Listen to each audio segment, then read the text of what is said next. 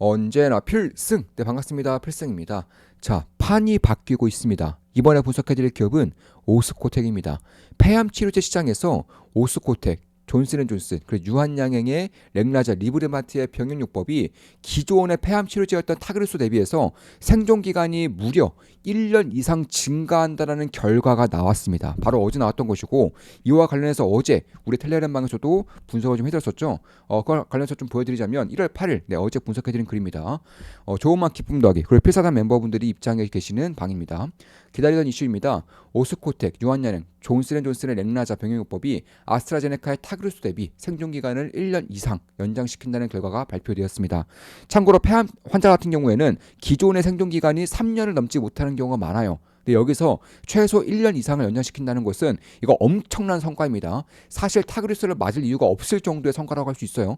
여기서의 폐암 치료제 시장은 약 13조 원 정도로 형성되어 있기 때문에 이 시장을 장악한다는 것 자체가 매우 큰 의미가 있다고 할 수 있는 거예요. 레이저 티닙, 그러니까 렉나자의 54개월 생존율이 타그리스 3년 생존율과 비슷하다는 결과가 나왔을 때부터 예견된 수치라고 할 수 있습니다. 새로운 치료제, 렉나자가 기존 치료제, 타그리스와 동등한 수준으로 권고되는 것은 의미가 있습니다. 오스코텍은 블록버스터 신약 임상에 성공했음에도 불구하고 갖가지 노이즈, 타그리스와의 비교라던가 혹은 자회사 상장 이슈로 터무니없는 하락세를 겪고 있죠. 급락을 부추겼던 두 가지 이유 중 하나가 해소되는 그림입니다. 자회사 상장이 여전히 걸리긴 합니다만 추세에 따라 대응할 생각입니다. 오스코텍 투자 중입니다. 네, 이렇게 분석을 해드렸고요. 네, 오스코텍 현재 투자를 진행하고 있고 최근에 이제 매수를 했어요. 이제 어제 매수를 진행해서 현재로서는 약간의 수익을 내고 있습니다. 현재는 약간의 수익을 내고 있어요. 따라서 매수 매도 추천 리딩은 아닙니다. 당연히 제가 추가 매수까지도 고려하고 있는 것이고 추가 매수를 할 경우에는 우리 멤버분들께 실시간으로 말씀드리면서 추가 매수를 진행할 거예요. 당연히 한 달에 24,000원이면 제 매수 매도 내역을 실시간으로 보실 수가 있습니다. 임상 3상에 성공을 했고요. 특히나 타그루스 대비해서 더 뛰어난 약효를 보임에도 불구하고 오스코텍의 주가는 처참할 정도의 하락률을 보이고 있어요. 지금 보시면 임상 3상을 성공했음에도 불구하고 주가는 오히려 거의 반토막 정도 나고 있습니다. 반대로 유한양행 같은 경우는 지금 보시면 엄청난 상승을 보인 이후에 다시금 조정을 보이다가 재차 상승을 보이고 있죠. 여기서 가장 큰 이유로 꼽히는 것 중에 하나가 바로 타그리스와의 비교에 있어서 노이즈가 끼고 있었다는 것입니다. 기존의 폐암 치료제가 이미 있기 때문에 아무리 좋은 약효를 보이더라도 기존의 약효를 월등하게 뛰어넘지 못하는 이상은 결국 2차 치료제로서의 역할밖에 못할 것이다. 참고로 폐암이 만약에 확정이 되고 이에 따른 첫 번째 치료제로 쓰는 것이 1차 치료제인데 1차 치료제가 되어야지만 당연히 가장 큰 수혜를 볼 수 있는 겁니다. 그런데 오스코텍과 유한양행 그리고 존슨앤존슨의 레그리반트, 렉나자의 병용요법은 1차 치료제로서 역할을 못할 것이기 때문에 여전히 좀 고평가되어 있다. 이런 식의 논란이 있으면서 이렇게 하락을 했었던 것이고 두 번째 이유로는 오스코텍의 자회사 상장입니다. 참고로 오스코텍의 약 60%가량의 지분을 가지고 있는 자회사 같은 경우에도 이 오스코텍과 제노스코라고 합니다. 오스코텍 자회사는 제노스코인데 이 제노스코와 렉나자에 대한 그런 로열티 비율을 한 6대4 정도, 6.5대 3.5 정도로 나눠야 하기 때문에 이에 따른 노이즈가 끼고 있는 것입니다. 근데 이에 따른 분석도 제가 차근차근 해드릴 거예요. 핵심만 딱딱딱 추려서 말씀을 드릴 것입니다. 참고로 1년 이상의 그런 생존 기간이 나왔던 것은 이미 예견된 바와 다를 바가 없어요. 올해 상반기에 나눴던 작년이죠. 작년 상반기 한 그쯤에 나눴었던 대화입니다. 자, 1차 치료 임상 근거 쌓는 레이저 티닙 54개월 생존율이 55%. 참고로 54개월 동안 55%가 살아남았다는 것은 이거 엄청난 거예요. 왜냐하면 기존의 1차 치료제였던 타그리스가 3년 생존율이 약 55%가량 되기 때문에 자, 36개월간의 생존율과 54개월간의 생존율이 비슷하다는 것은 그만큼 이 오스코텍의 렉나자 유한양의 렉나자 혹은 존슨앤존슨의 렉나자가 훨씬 더 뛰어난 약효를 보이기 때문에 나타나는 것입니다. 단독 투여 가치에 대한 부분까지 봐야 할까요? 병영 투여 임상만으론 엄청 군침을 흘릴 만한 밸류를 받기 힘들 것 같은데 바이오는 아직 모르는 부분이 많아 어렵습니다. 항암제는 개인 선호가 들어갈 수 없는 부분이라 효과가 더 좋은 쪽이 시장을 다 먹습니다. 이걸 기준으로 좀 더 선명하게 보일 것입니다. 결국 성능의 깡패군요. 항암제는 선택이 아닌 의사의 처방으로 이루어지니까요.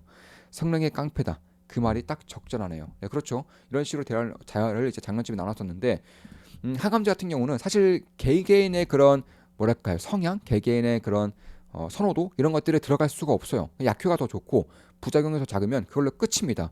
그 시장을 먹는 거예요. 그런 가운데서도 어제 굉장히 중요한 이슈가 나왔죠. 바로 이 미국의 암학회에서 미국의 암 네트워크 학회에서 이 아스트라제네카의 타그리스만이 1차 치료제로서의 그런 처방을 했었다면은 자 지금까지는 유일한 1차 치료제가 타그리스였다면은 이거를 더해서 리브리반트 그리고 렉나자를 1차 치료제로서 격상을 시켜라고 했던 것입니다. 그러니까 그 전까지만 하더라도 타그리스를 투여한 이후에 약효가 안 된다. 그러면은 그 이후에 렉나자를 쓰였던 것인데 이제는 그게 아니에요. 의사가 환자들의 상태를 보고 렉나자 혹은 타그리스 이 둘 중에 하나를 처방할 수 있게 되었다는 것이고 지금으로서는 렉나자가 타그리스보다 훨씬 더 크기 때문에 결국에는 이 13조 원 이상에 달하는 그런 시장 규모를 렉나자가 독점할 가능성 혹은 거의 독과점적인 영향력을 끼칠 가능성이 상당히 높아지고 있다는 게 제가 보는 이 투자 포인트라고 할 수 있습니다. 그래서 그런 것들 봤을 때 저는 굉장히 좀 눈여겨봐야 되는 그런 시점이 다가오고 있다고 보고 있어요. 그러니까 임상 3상 결과가 병행요법을 통해서 1년 이상 1년 연장했다는 것입니다. 그러니까 기존의 치료제보다 1년을 더 살게 되는 약품이 나왔다라는 거예요. 사실 이 정도로는 엄청난 결과입니다. 정말 말도 안 되는 결과예요. 뭐 통계적 유의미성은 뭐 이미 임상상상 결과에서 나왔었기 때문에 그런 것들을 봤을 때 상업화가 굉장히 빠르게 이루어질 수 있는 것이고 생존율 향상이 발생되고 있다는 점, 병행요법도 국내화가 머지 않았다는 점. 참고로 렉나자 단용요법 같은 경우는 이미 국내에서 허가가 되었고 판매가 진행되고 있습니다. 따라서 이 38.6개월이 타그리스의 OS인데 이게 리브리반트 렉나자 같은 경우는 이미 50개월 이상으로 넘어가고 있기 때문에 최소 1년이 더 플러스가 된다는 것이다.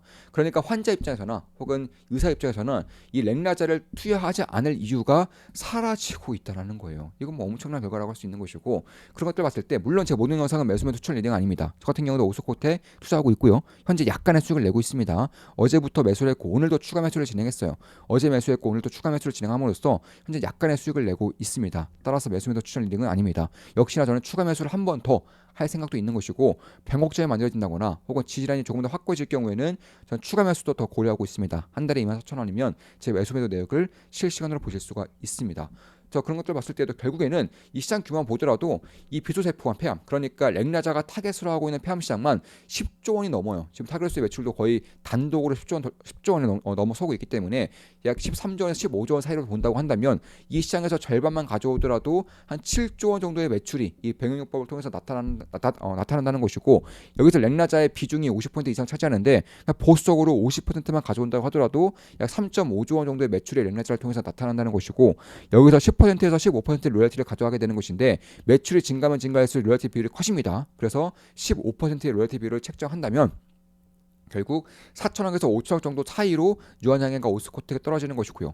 유한양행과 오스코텍가 6대 4로 나눠 가지는 것이기 때문에 오스코텍 입장에서는 대략 한 2,500억 정도 한 1,500억에서 2천억 정도가 오스코텍의 지분으로 떨어진다는 것입니다. 이거는 극도로 보수적으로 말씀드린 것이고 사실 이 폐암시장, 항암시장 같은 경우는 효과가 좋은 쪽이 이 시장을 장악하는, 지배하는 그런 경향이 있기 때문에 그런 부분들을 봤을 때 약 13조 정도의 그런 시장 장악도를 보인다고 하더라도 딱히 과언은 아니라고 보고 있습니다. 다만 극도로 보수 봤을 때 약 절반 정도만 차지를 한다고 하더라도 약 2천억 정도의 그런 로열티가 매년 오스코텍에 찍힌다는 것이고 그런 것들을 감안했을 때 현재 오스코텍의 시가총액을 본다면 최근에 많이 받았습니다. 많이 하락해서 약 9,600억 정도. 그러니까 보통의 항암제의 시장에 대한 PR이 20 이상이고요. 대한민국 바이오제 같은 경우는 보통은 40 이상의 PR을 받고 있기 때문에 이에 따른 계산은 각자가 판단해볼 일이다. 이렇게 보고 있습니다.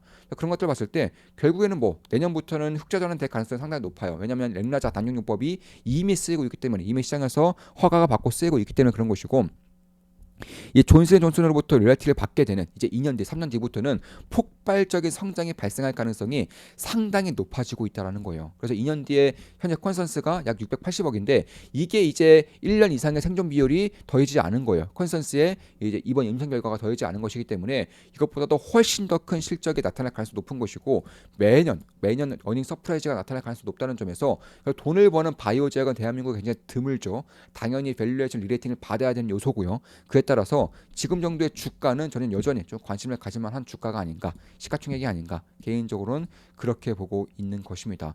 따라서 레이저 티닙의 글로벌 매출 15%중 40%를 직접 이제 오스코텍에 취득한다는 점 그런 것들을 봤을 때에도 저는 여전히 이쪽에 대한 그런 관심도를 가져야 한다. 그러니까 임상 결과가 나왔고 이에 따른 셀 원이 터지면서 그리고 타그리스와의 비교 임상과 그리고 자회사의 그런 상장으로 인해서 노이즈가 끼고 있는 것은 맞지만 그럼에도 이 시장, 이 시점을 봐야 한다라고 보고 있는 것은 압도적으로 좋아질 실적 그리고 폐암 시장에서 압도적으로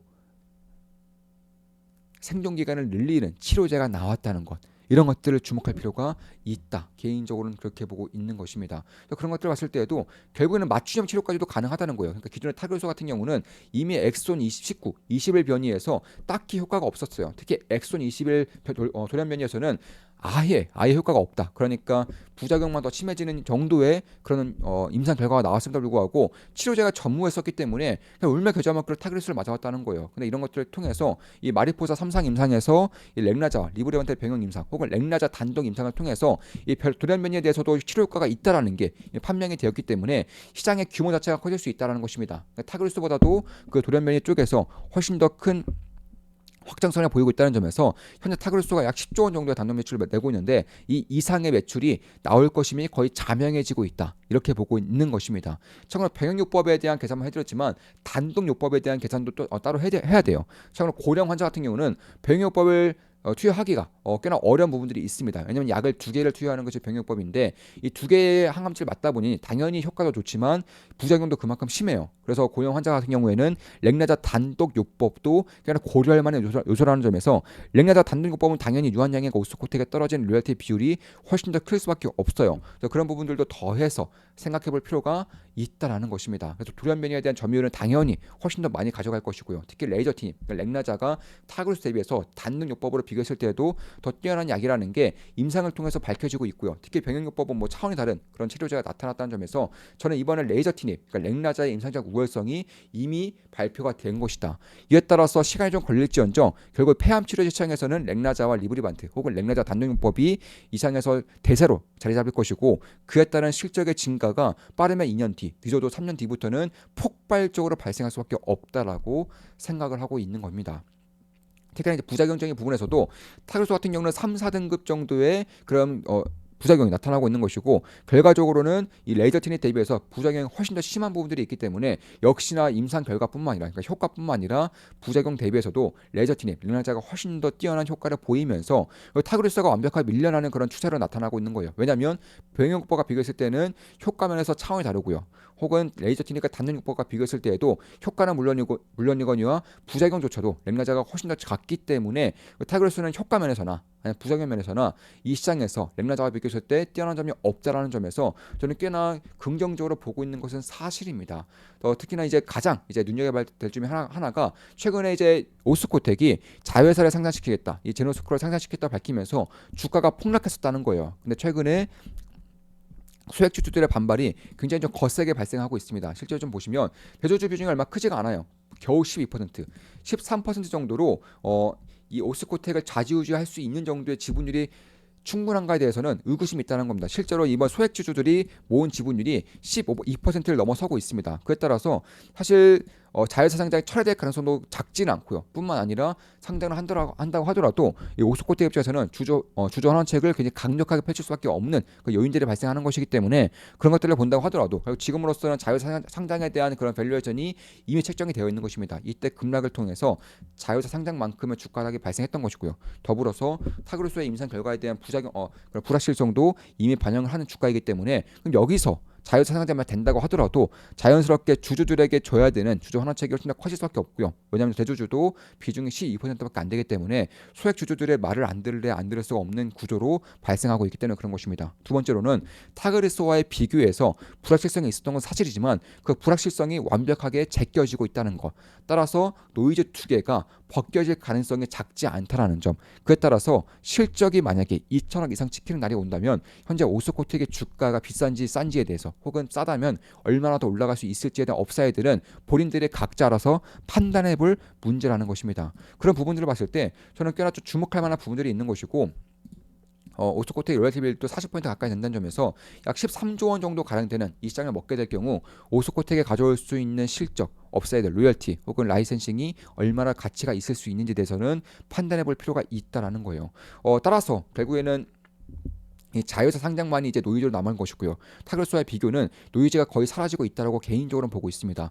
자회사 상장을 보면서 상장이 막 거부된다면 최고의 결과라고 할 수 있지만 상장이 된다고 하더라도 자연스럽게 주주들에게 친화적인 정책을 강력하게 펼칠 수밖에 없다라는 점 뿐만 아니라 이미 자회사상장이 뉴스에 뜨면서 작년 하반기에 뉴스가 뜨면서 주가는 그에 따른 반영을 충분히 해오고 있다라는 점 그런 것들을 봤을 때 그리고 소액주주들의 반발이 결코 작지 않기 때문에 그런 부분들을 책정을 한다면 지금 정도의 주가는 싼 것인지 비싼 것인지 시가총액이 없어야 되는 얼마나 될 것인지에 대해서 저는 꽤나 긍정적으로 보고 있는 것은 맞아요. 그렇기 때문에 어제도 매수하고 오늘도 추가 매수를 하면서 자연스레 비중도 꽤나 커진 상태이고 거기서 약간의 수익을 내고 있는 것도 사실입니다. 자, 이것으로 방송 마치겠습니다. 지금까지 오스코텍에 대한 분석이었고 앞으로도 좋은 분석, 좋은 분석으로 찾아뵙겠습니다. 제가 만약에 한 번 더 매수를 한다면 당연히 멤버분들께 실시간으로 말씀드리면서 매수를 할 것이고요. 혹은 매도를 하더라도 실시간으로 말씀드리면서 매도를 할 겁니다. 한 달에 24,000원이면 제 매수 매도 내역을 실시간으로 보실 수가 있습니다. 제가 알고 있는 모든 것들을 전수해드리는 방은 텔레그램방에서 전부 다 말씀드리고 있어요. 핵심적인 이슈들, 제가 생각하는 핵심적인 분석 혹은 기업들, 특히 강조드리는 기업들이라던가 섹터들도 항상 있기 마련이죠. 이런 것들도 가감없이 말씀드리고 있습니다. 좋은만 기쁨된 멤버로 오시면 되겠습니다. 필승이었습니다. 필승 구독, 알림 설정, 좋아요는 여러분들께 돈이 됩니다. 필승!